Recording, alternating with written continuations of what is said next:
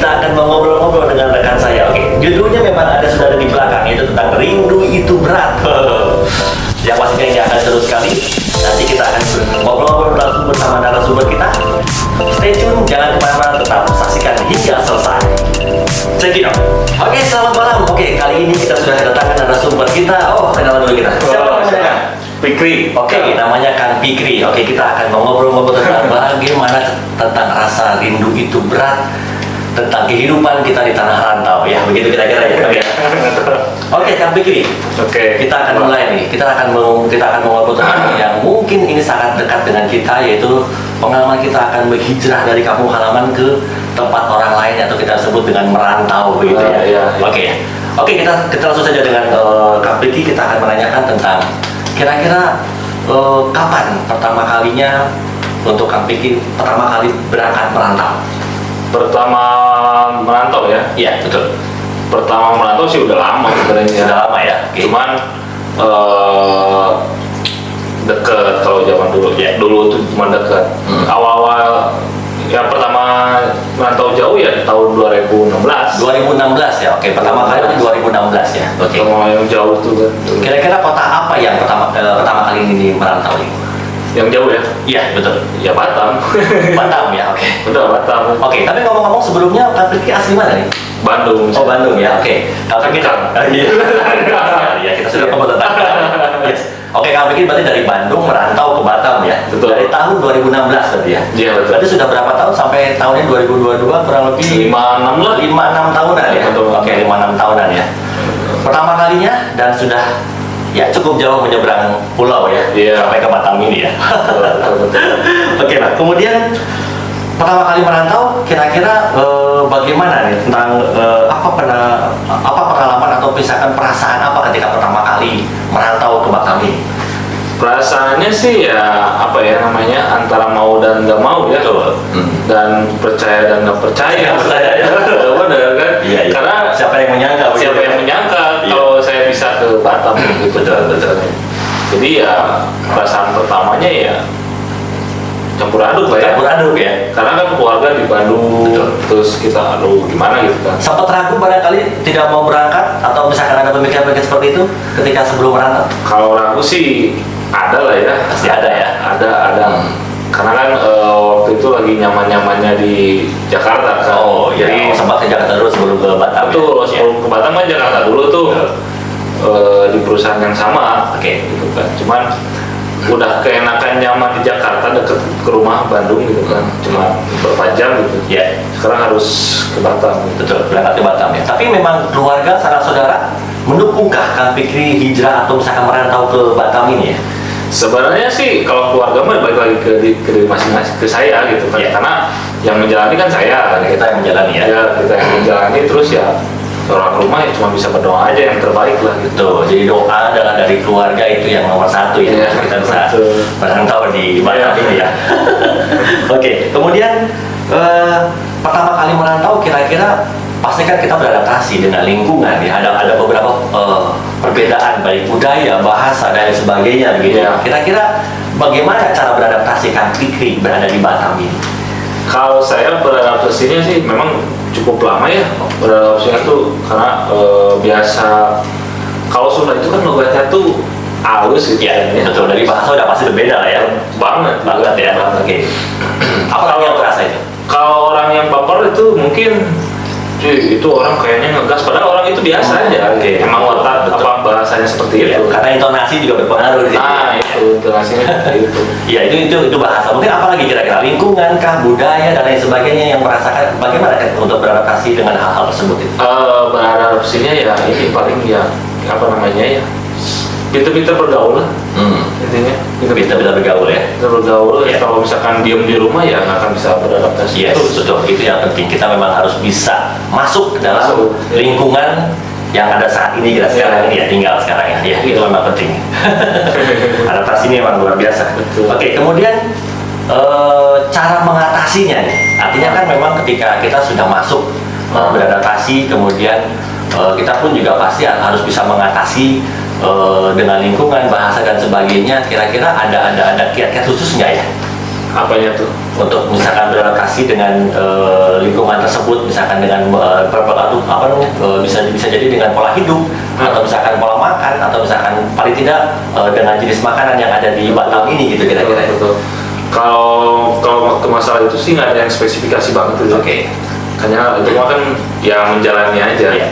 Kayak kita mau beli makan kan otomatis dengan orang yang berbeda. Betul, pastinya ya. Jadi ya kita mengikuti lah alurnya mereka. Iya. Itu tergantung baik dirinya masing-masing. Apa kita cepat beradaptasi, apa lama, tergantung kan. Tergantung Pak ya, beda-beda pastinya ya. Tapi kurang lebih memang pasti jelas ada perbedaan lah ya, katakan lagi. Iya, perbedaan sih ada. Tapi karena kan perbedaan itu kalau dijadikan satu itu bakalan jadi baik. Betul.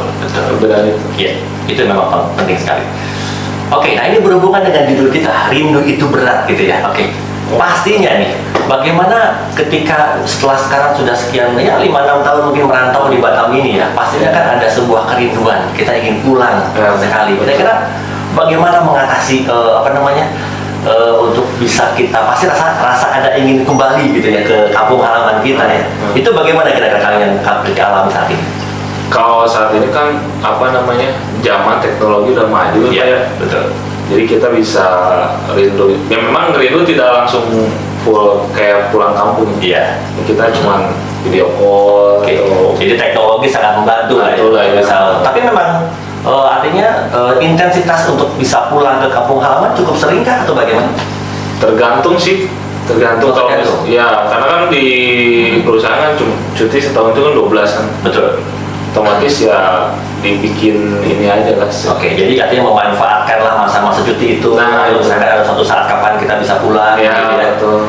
Pasti ya, istilahnya pasti akan kita sempatkan untuk bisa pulang ketemu saudara-saudara di kampung halaman begitu ya. Ya, betul.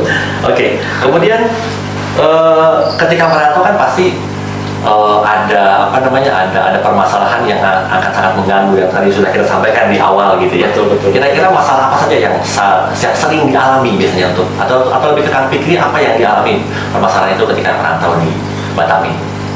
Terus masalah itu bukan sering ya, pernah ketika kita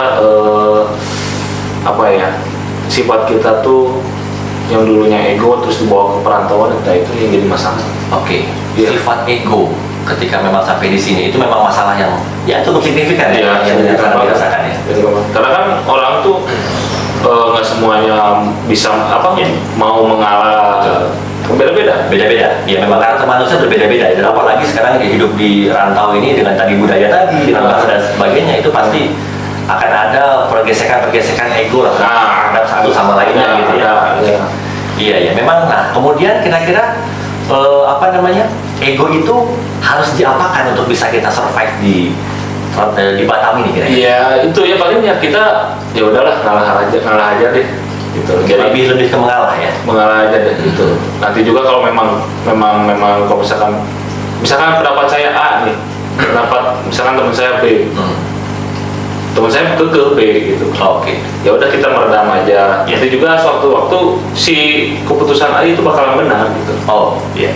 Jadi artinya memang ya bergelut dengan perasaan kita gitu ya. Kita harus mengendalikan ego kita. Yang penting pada saat penyampaian kepada rekan kita ya artinya bisa semut lah gitu ya. Artinya bisa saling win-win solution. Win-win solution seperti itu ya.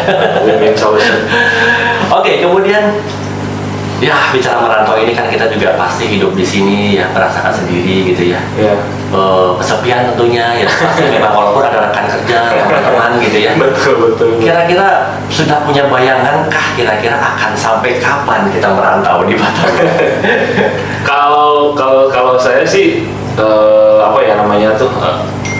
nggak tahu sih ya sampai kapannya. Nggak tahu sampai kapan ya? Nggak tahu ya, karena nggak tahu ya. Tapi kalau planning ini sih ada.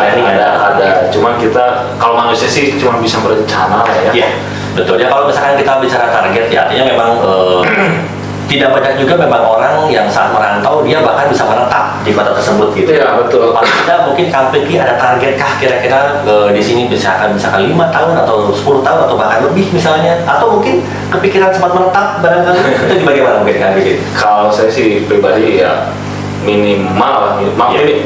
maksimal 5 tahun ke depan. Maksimal 5 tahun ya. Oke ya. Jadi maksimal 5 tahun nih Kang Fikri harus kembali ke kampung halaman begitu ya kira-kira. Ya. Karena kan saya punya tetangga gitu kan, dia ngerantaunya di luar negeri. Ya. Dia udah tetap di sana, istrinya pun orang sana. Gitu. Memang saya tanya tuh hati kecilnya memang ya pengen pulang. Ingin pulang ya, oke. Jadi Meskipun memang, iya.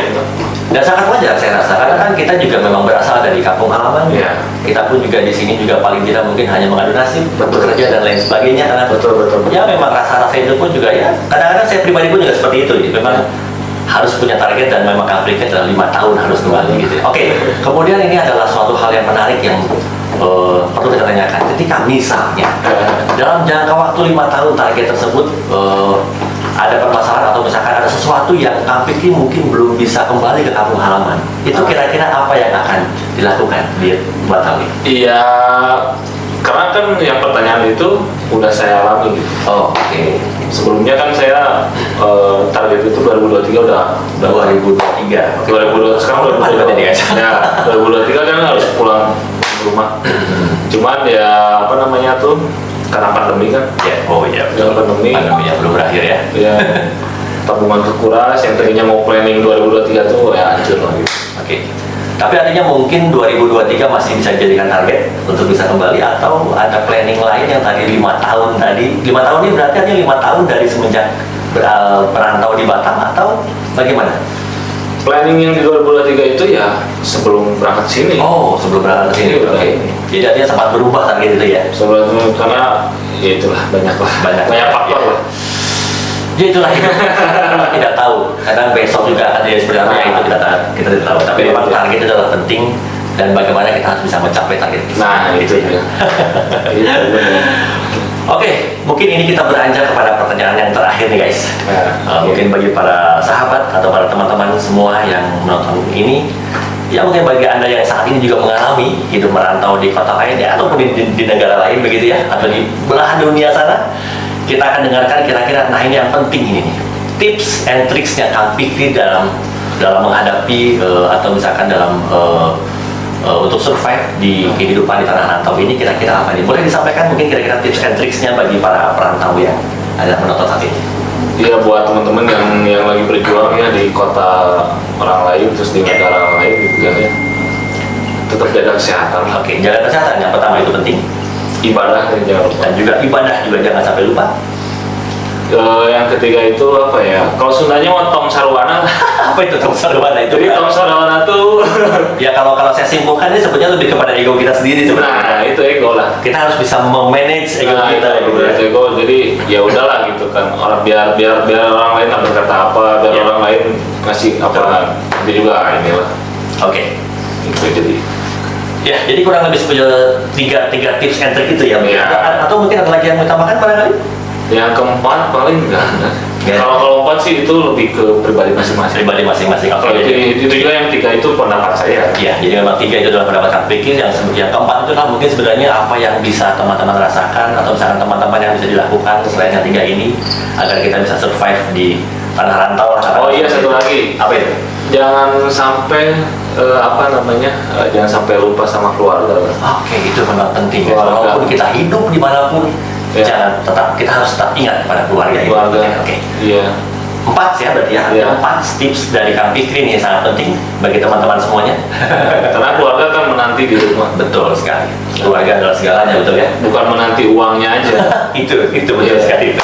Menanti sehat kita. Tapi pulang sehat juga. kita, jiwa raga kita juga pasti akan dinanti oleh para Betul. keluarga kita gitu ya. Betul. Betul. Oke, mungkin saya rasa obrolan kita cukup sampai di sini. Oke. Kalau misalkan tidak ada lagi yang menanyakan, nanti kita akan bertemu di lain kesempatan. Oke, siap. Oke, jadi itu teman-teman tentang bagaimana rindu itu berat kita berada di kehidupan yang di luar dari jauh dari sana keluarga kita.